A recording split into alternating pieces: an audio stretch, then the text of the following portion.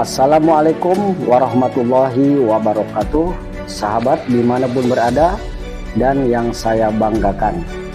Wabil khusus pada para akhwat, ibu-ibu, kaum wanita, kaum perempuan yang kadang-kadang sekarang dapat informasi tentang ziarah kubur.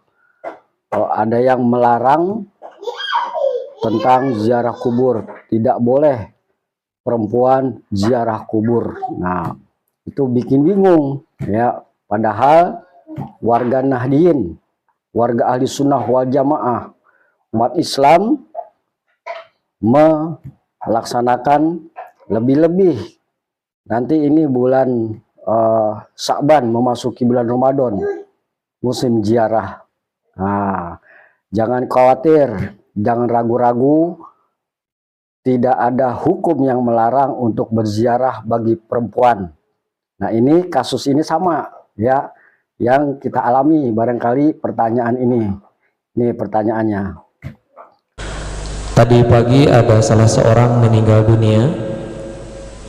Kebetulan almarhum aktif di sebuah organisasi Islam yang mungkin, mohon maaf, yang sering membid'ahkan amalan-amalan ahlu sunnah wal jamaah, para ulama. Singkat cerita, pada saat usai penguburan jenazah, ustadznya itu menyampaikan tausiah, dan ada tausiah yang membuat kaget semuanya. Ustadz itu menyampaikan, kenapa katanya kaum wanita datang ke kuburan, padahal jelas-jelas Nabi Muhammad SAW melarang dalam hadis sahihnya kaum wanita untuk mengantarkan jenazah ke kuburan. Mungkin dalam hal ini kami mohon pencerahan dari guru mulia. Ketika ada hadis tentang la'ana wa zawaratil kubur, itu ada kata mubalaghah, zawarat, artinya perempuan yang sering ziarah. Jadi bukan sekedar pernah tapi sering. Nah, gara-gara sering itu akhirnya meninggalkan kewajiban-kewajiban sebagai seorang istri.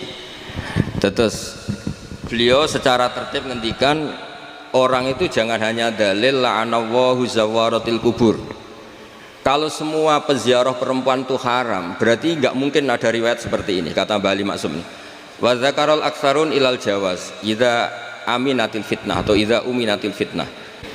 Andai kan semua perempuan itu haram ziarah, Nabi tidak akan menjawab pertanyaan Sayyidah Aisyah, ya Rasulullah, kalau saya ziarah kubur itu baca apa? Serau salatian moco wong haram. Tapi ternyata Nabi ngajari kuli assalamualaikum ahla diyaril mu'minin. Artinya Nabi membolehkan Sayyidah Aisyah ziarah, dan kita tahu Sayyidah Aisyah tentu perempuan. Wa bima akhrajahul Bukhari anan Nabiyya sallallahu alaihi wasallam marra bimra'atin tabki inda qabri sabiyin laha faqala ittaqillah wasbiri al hadis wa lam yunkir 'alaiha az-ziyarah. Nabi juga sering ketemu perempuan yang menunggui atau ziarah ke makam putranya, Nabi juga tidak mengingkari. Terus diriwayatkan lagi anna Fatimah kanat tazuru qabra ammiha Hamzah kulla jum'atin. Sayyidah Fatimah juga ziarah ke makam Sayyid Hamzah setiap hari Jumat. Bahwa fatayat atau musiman, ibu-ibu ziarah kubur itu ada dalilnya. Sekali dalil ini nggak diungkapkan, sering ada ziarah itu mergo panitiane untuk merjin, untuk opah gitu. Terus ada cerita lagi betapa Rasulullah memang Nabi betul. Aisyah itu istrinya paling cantik. Kan yang nyanyi cantik itu hanya Aisyah, Zainab sama Sofia, kira-kira rivalnya itu. Yang rivalnya itu kira-kira, ya sebagian ya cantik tapi nggak sekelas ini. Rasulullah itu malam-malam keluar, terus pikiran Aisyah pasti ke sebagian rival saya, Doroh itu maru, dibuntuti sama Aisyah. Nabi nggak tahu kalau dibuntuti Aisyah. Ini hadis riwayat doa masuk kuburan. Maka jadi hadis itu ya unik, kalau nggak di tangan ulama itu jadi kacau. Babu doa li ahli kubur, bab mendoakan ahli kubur, itu babnya itu tentang cemburu. Walhasil karena Nabi keluar, wah ini mesti nggak bener ini, paling ke Sofia atau ke ya pokoknya Zainab, pokoknya yang cantik. Ditututi sama siapa? Nabi nggak tahu. Ternyata Nabi itu kebaki itu assalamualaikum warahmatullahi wabarakatuh wa inna insyaallah bikum lahiqun. Jadi barokahnya cemburu. Hadis itu ada rawinya. Oh, ternyata ke kuburan toh. Itu sampai pulang. Jadi hadis itu diriwayatkan Aisyah. Ghirtu itu cemburu. Saya ini cemburu sama Nabi. Malam-malam keluar tak tutup juga mau kuburan. Lah, sahabatnya tanya muridnya Aisyah. Lalu baca apa? Assalamualaikum daro qaumil mukminin wa inna insyaallah bikum lahir. Kalau sampean kan enggak dibuntuti tok bar tenan. Mesti barbaran. Jadi ini penting saya utarakan. Jadi cobalah ulumul Quran dikaji secara baik. Insya Allah nanti maknanya Quran itu mudah. Karena memang sesuatu itu harus ada ilmu. Ya sesuatu itu harus ada. Banyak ulama itu nangis karena mudah memahami rahmat Allah. Abu Yazid Al-Bustami itu jadi wali bukan karena banyak wiridannya.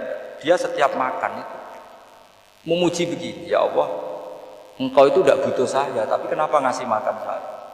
Kalau majikan ngasih makan karyawannya kan supaya mau kerja.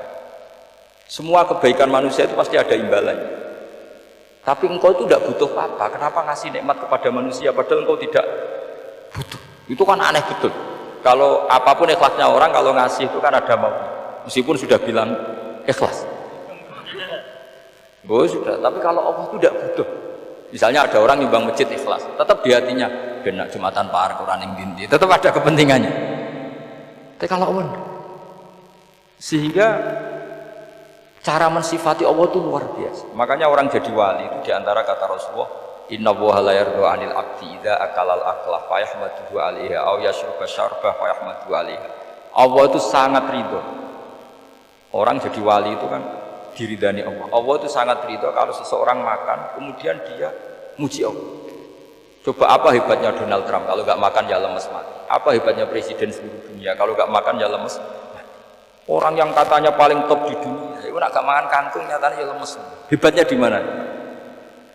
Yang kita puji-puji hebat, ternyata kalau gak makan itu lemes. Pak Rektor gak makan lemes, apalagi Pak Onel gak makan lemes. Hebatnya apa coba? Nah, terus kelihatan wa khuliqal insanu dhaifa. Makanya ketika Allah mengingatkan orang yang menyembah Isa, Allah hanya menghentikan gini, kana yakulani to'am. Isa dan ibunya itu makan. Maksudnya kalau nggak makan itu ya lemes. Kamu kebayang nggak punya Tuhan terus Pak Tuhan jangan lemes, monggo dariin. Kayak apa malunya kita punya Tuhan kalau nggak makan apa? Lemes.